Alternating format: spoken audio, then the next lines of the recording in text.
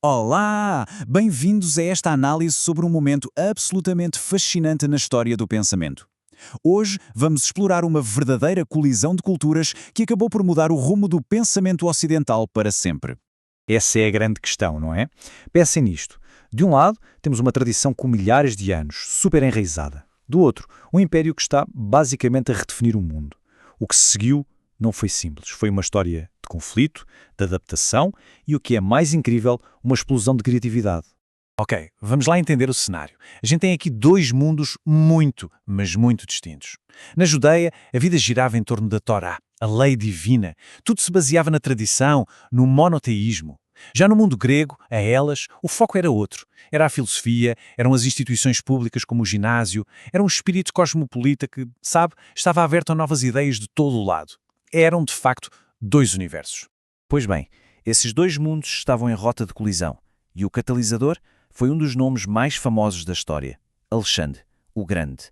Só que as conquistas dele não foram apenas sobre exércitos e territórios, foram acima de tudo conquistas culturais. E de repente, puf, o grego passa a ser a língua do poder, do comércio, da cultura. Instituições gregas, como teatros e ginásios, começam a aparecer por todo o lado, desde a Judeia até o Egito. E claro, essa nova realidade criou uma pressão enorme sobre as tradições locais. Todos foram forçados a perguntar-se: como é que a gente mantém a nossa identidade neste novo mundo globalizado? E o epicentro intelectual desse novo mundo, bem, não era Atenas nem Jerusalém. Era uma cidade nova, deslumbrante, na costa do Egito, Alexandria. Alexandria era um verdadeiro caldeirão cultural. Imaginem só, era o lar da maior biblioteca do mundo antigo e também de uma das maiores e mais influentes comunidades judaicas fora da Judeia. E nesse ambiente super vibrante, as ideias não ficavam paradas. Elas misturavam-se, chocavam entre si e, no processo, criavam algo completamente novo. Só que essa nova realidade trouxe um desafio existencial. Com o passar das gerações em Alexandria, muitos judeus começaram a falar grego como a sua língua principal. O hebraico, a língua da sua escritura mais sagrada, a Torá, estava a tornar-se inacessível. E essa era a grande crise. A base da identidade judaica corria o risco de se perder. Não por causa de perseguição, mas por uma barreira linguística. A comunidade precisava, desesperadamente, de uma ponte. Uma ponte que ligasse a sua herança ancestral à sua nova realidade helenística. A solução para esta crise não foi apenas algo prático, foi lendário. A história que se conta tornou-se um momento fundador deste encontro entre o pensamento judaico e o grego. A história, contada na chamada Carta de Aristeu, é fantástica. Segundo a lenda, foi o próprio rei egípcio que pediu a tradução, e o resultado foi considerado um milagre. O facto de 72 sábios, a trabalhar isoladamente, terem chegado exatamente ao mesmo texto, foi visto como um sinal de aprovação divina. Isso deu à tradução uma autoridade sagrada, quase ao nível do original hebraico. A Septuaginta foi, sem exagero, revolucionária.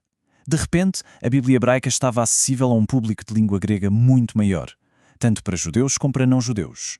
E mais importante ainda, abriu o texto a um novo conjunto de ferramentas intelectuais, as ferramentas da filosofia grega. Com a Bíblia agora em grego, os pensadores judeus em Alexandria começaram a lê-la de uma forma diferente, não apenas como uma escritura sagrada, mas também como um texto filosófico. E para isso usaram um método que os gregos já aplicavam aos seus próprios textos antigos, como os de Homero. A ferramenta-chave era a alegoria. A ideia era que por baixo do significado literal das histórias e leis da Torá existia uma verdade filosófica mais profunda e universal. Então, em vez de ver as escrituras e a filosofia como opostas, estes pensadores começaram a vê-las como duas linguagens diferentes a descrever a mesmíssima verdade. E aqui está um exemplo prático. Uma lei alimentar que para um grego poderia parecer estranha era reinterpretada. O ponto não era apenas não comer certos animais. Simbolizava um princípio ético universal, como a justiça ou a rejeição da violência. Isto tornava a sabedoria judaica compreensível e relevante para o mundo helenístico. Fazia tudo sentido. E aqui a gente vê a audácia deste movimento intelectual. Eles não estavam apenas a dizer que a Torá era compatível com a filosofia grega. Não, não. Eles foram mais longe. Eles afirmaram que a Torá era a fonte original da filosofia grega. Argumentavam que grandes pensadores como Platão e Pitágoras tinham, na verdade, aprendido a sua sabedoria com Moisés. Uma jogada brilhante. Mas isto é fundamental. É preciso entender que essa síntese filosófica que acontecia em Alexandria não era a única resposta judaica ao helenismo. A situação era muito, mas muito mais complexa, especialmente lá na Judeia. Como esta linha do tempo mostra, o período foi longo e muitas vezes violento. Enquanto os intelectuais em Alexandria estavam a escrever filosofia, na Judeia outros pegavam em armas. A revolta dos Macabeus foi uma guerra sangrenta para expulsar a cultura e o domínio grego. Eram realidades muito diferentes. Ou seja, não existiu uma única resposta. O que vemos é um espectro de reações. Numa ponta, a resistência armada.